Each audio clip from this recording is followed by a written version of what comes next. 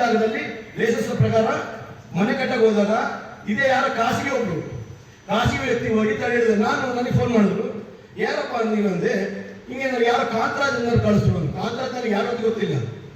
ಕಾಂತರಾಜ್ ಕೇಳಿದ್ರೆ ನಾವು ಆಮೇಲೆ ರಘು ಅವರು ಬರ್ತಾರೆ, ಯಾರು ನಮ್ಮ ಅಧ್ಯಕ್ಷ ಯಜಮಾನರು.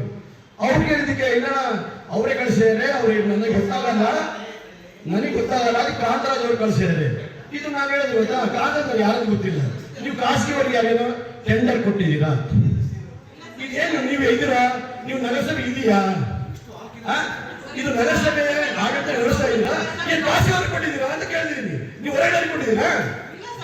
ಇದೇನು ಚಿತ್ರದುರ್ಗದ ಜನಸಾಮಾನ್ಯ ಬಂದ ಕಷ್ಟ ಆಗ್ತದೆ. ಯಾರು ಮನೆ ಕಟ್ಟಂಗಿಲ್ಲ ರೀ, ಹಂಗೆ ಅಂತ ಪರಿಸ್ಥಿತಿ ಬಂದಿದೆ.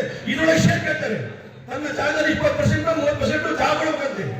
ಇದೇ ಬೆಂಗಳೂರು ಅಂತ ನೋಡಿಲ್ಲ ಇದು. ಇದೇನು ನಿಮಗೆ ನೋಡಿ ಮೇಡಮ್, ಪ್ಲೀಸ್ ದಯವಿಟ್ಟು ಅನುಮತಿ. ನೀವು DME ಆ ಲೆವೆಲಲ್ಲಿ ಕೂತ್ಕೊಂಡು ಕೆಲಸ ಮಾಡ್ತಾರೆ. ದಯಮಾಡಿ ಈ ಜನಸಾಮಾನ್ಯ ಮಧ್ಯೆ ಕೆಲಸ ಮಾಡಕ್ ಸಾಧ್ಯ ಇಲ್ಲ. ದಯವಿಟ್ಟು ನೀವೆಲ್ಲ ಕಾಸು ಮಾಡಿಸ್ಕೊಂಡು ಹೋದ್ರೆ ಭಾರಿ ಒಳ್ಳೆ ಅಂತ ನಾನು ಕಡೆ ಪ್ರಾರ್ಥನೆ ಅಷ್ಟೇ. MLA ಗೆಲ್ತಿರೋರು ಯಾರು? ಕೌನ್ಸಿಲರ್ಗೆ ನಮಗೆ ಗೆಲ್ತಿರೋರು ಯಾರು? ಜನ ತಾನೆ. ಉತ್ತರ ಕೊಡೋರು ಯಾರು? ನಾವು ನೀವು ಅಧ್ಯಕ್ಷರಿಗೆ ಸದಸ್ಯರಿಗೆ ಕೇಳೋದು. MLA ಒಂದ್ಸರಿ ಬರ್ತಾರೆ, ಮೀಟಿಂಗ್ ಕರೀತಾರೆ, ಹೋಗ್ತಾರೆ. ತಪ್ಪು ತಪ್ಪು. ಈ ಡಿವೈಡರ್ ನಗರಸಭೆಗೆ ಸಂಬಂಧ ಆಯ್ತು ಇಲ್ಲ? ಡಿವೈಡರ್ ಸಂಬಂಧ ಆಯ್ತು ಇಲ್ಲ? ಡಿವೈಡರ್ ಮತ್ತೆ ನಿಮ್ಮ ಮನಸ್ಸಿಗೆ ಬಂದಾಗ ಎಲ್ಲಿ ಬೇಕಾದ್ರೆ ಹೊಡ್ಕೊಂಡು ಎಲ್ಲಿ ಬೇಕಾದ್ರೆ ಮಾಡಲಾದ್ರೆ ಮತ್ತೆ ನಿಂದ ಮಾಡ್ಬೇಕು ನಮಗೆ. ಈ ಪಾಪ ಅವ್ರ ಮನಸ್ಸಿಗೆ ಬಂದಂಗಲ್ಲ, ಅದೇ ರಸ್ತೆ. ನೀವು ಉತ್ತರ ಕೊಡಬೇಕು. ಏನ್ರಿ ಅಧ್ಯಕ್ಷ, ನಾವು ಅಧ್ಯಕ್ಷ ಕೇಳಿದ್ರೆ ಏನ್ ನೀವು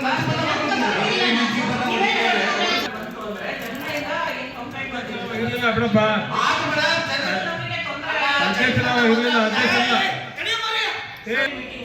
ಎಲ್ಲೆಲ್ಲಿ ಈ ತರ ಅಪಘಾತಗಳಾಗುತ್ತೆ, ಎಲ್ಲಿ ಡಿವೈಡ್ ಇರ್ತಾರೆ ಇರೋದ್ರಿಂದ ತೊಂದರೆ ಆಗುತ್ತೆ.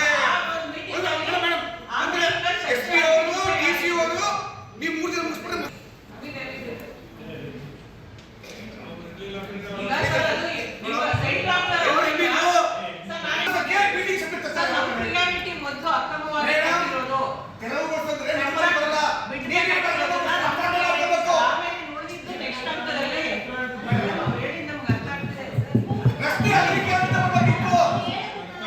ಏನ್ ಬರುತ್ತೆ ಅದೇ ಮೇಡಮ್, ಸರ್ಕಾರದಿಂದ ಏನ್ ಆದೇಶ ಬಂದಿರುತ್ತೆ ಅದು ಬರೀಬೇಕು. ಸರಿ ಇಲ್ಲ.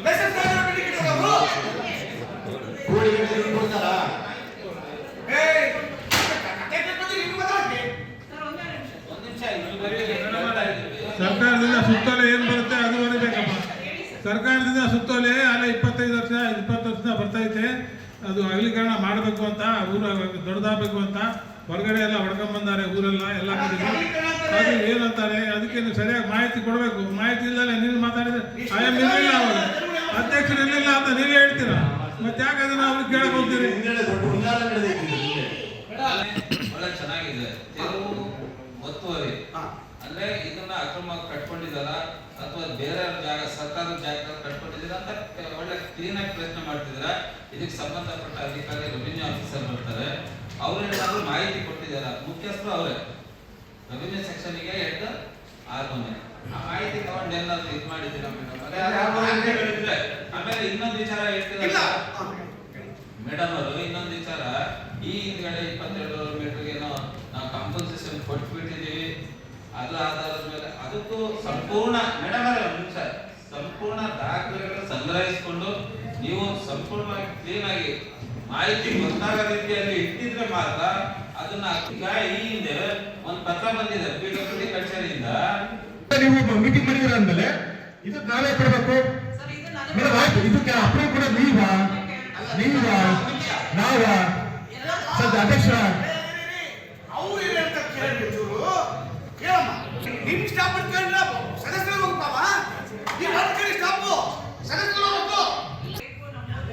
ಬೆಳಿಗ್ಗೆ 6 ಗಂಟೆ ನಮ್ಮ ಸದಸ್ಯರ ಮೀಟಿಂಗ್ ನೀವು ಯಾರು ನಮ್ಮ ನಗರಸಭೆಗೆ ಸಂಬಂಧ ಐತೋ ಇಲ್ಲೋ ಜನ ನಮಗೆ ಮಾಹಿತಿ ನಮ್ಮ ಪ್ರಶ್ನೆ ಉತ್ತರ ಕೊಡ್ಲಿ, ಆಮೇಲೆ ಮಾಡುತ್ತೆ.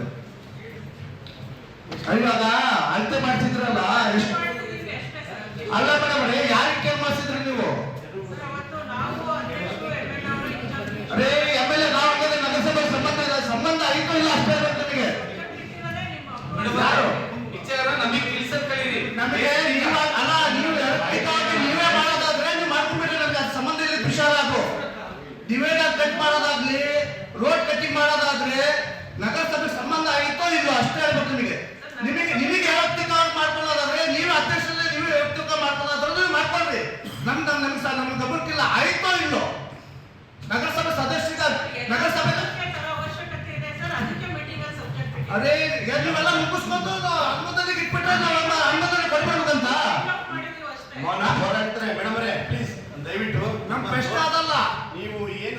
ಮುಗಿಸ್ಬೇಕಂತ ಹೊರಟಿದ್ರಲ್ಲ, ಈಗ ಸುಮಾರು ಪತ್ರಿಕೆಗಳನ್ನ ನಾವು ನೋಡಿದ್ವಿ. ಅದರಲ್ಲೂ ಕನ್ನಡ ಪತ್ರಿಕೆಯಲ್ಲಿ ಪ್ರತಿದಿನ ಪ್ರಕಟ ಏನು ಈಗ ಇಲ್ಲಿ ತೆರವುಗೊಳಿಸುವ ವಿಚಾರ ಬಂದಾಗ ತನ್ನ ಮಾಲೀಕತ್ವ ಹೊಂದಿರುವ ಮಾಲೀಕರಿಗೆ ನಮ್ಮ ನಗರಸಭೆ ಆಸ್ತಿ ವತಿಯಿಂದ 300ರಿಂದ 400 ಕೋಟಿ ಕೊಡಬೇಕಾಗುತ್ತೆ. ಸುಮ್ಮನೆ ಒಂದು ಅಂದಾಜು. ನೀವು ಆ ಹಣವನ್ನ ಭರಿಸಲು ನೀವು ರೆಡಿ ಇದ್ದೀರಾ? ಈಗ ನಮ್ಮ ನಗರಸಭೆ ಆಸ್ತಿ ಅಂದ್ರೆ ನಾವು ಹೊಡ್ಕೋಬಹುದು, ಅದು ಯಾರು ಕೇಳಕ್ಕೆ ರೈಟ್ಸ್ ಇಲ್ಲ. ನಾವು ಮಾಲೀಕತ್ವ ಹೊಂದಿರೋ ಜನಗಳನ್ನ ಅವ್ರನ್ನ ಕನ್ವಿನ್ಸ್ ಮಾಡ್ಕೊಂಡು ಅವ್ರು ಕೋಟಿ ಹೋರಾಡ್ದಂಗೆ ಅವ್ರನ್ನ ದುಡ್ಡು ಕೊಟ್ಟು ನೀವು ಹೊಡೆಯಕ್ಕೆ ರೆಡಿ ಇದ್ದೀರಾ? ಅನುಮತಿ ಅವರಿಂದ ಪಡೆಯಕ್ಕೆ ರೆಡಿ ಇದ್ದೀರಾ? ಇದು ಸುಮ್ಮನೆ ಆಗ್ಲಾರ್ದ ಹೋಗ್ಲಾರ್ದ ವಿಚಾರಕ್ಕೆ ಸುಮ್ಮನೆ ಯಾಕೆ ನೀವು ರೆಡಿ? ಮುನ್ಸಿಪಾಲಿಟಿಯಿಂದ ಒಂದು ಯಾವುದೋ ಕೋಟೆ ಒಳಗಿರೋ ಒಂದು ರೂಮ್, ಒಂದು ಮನೆ ಕೆಡೋಕೆ ಆಗಿಲ್ಲ, ನಾವು ದುಡ್ಡು ಕೊಟ್ಟಿಲ್ಲ ಅಂಥದ್ದು. ನಾವು ಕೋಟಿಗಟ್ಟಲೆ ಚಳಿಕೆ ವೃತ್ತದಿಂದ ಕನಕ ವೃತ್ತದವರೆಗೂ ಕೋಟಿಗಟ್ಟಲೆ ಒಳಗೆ ನಮಗೆ ಸಾಧ್ಯ ಆಗುತ್ತಾ? ಇದು ಅಪ್ಲೈ ಕೊಟ್ಟು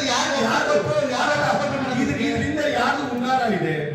ಇದು ವಸೂಲಿ ಮಾಡಕ್ಕೆ ಜನ ಸಾಮಾನ್ಯ ಜನ ಮಾತಾಡ್ತಿರೋದು. ಇದು ದುಡ್ಡು ವಸೂಲಿ ಮಾಡಕ್ಕೆ, ಈ ತರ ಟೇಪ್ ಹಿಡ್ಕೊಂಡು ಹೊರಟು ದುಡ್ಡು ವಸೂಲಿ ಮಾಡಕ್ಕೆ ಜನಗಳನ್ನ ಬೆದರಿಸ್ತಿದ್ದಾರೆ ಅಂತ ಜನಸಾಮಾನ್ಯ ಹೊರಗಡೆ ಮಾತಾಡ್ತಾ ಇದ್ದಾರೆ. ಇದು ನಿಜನಾ?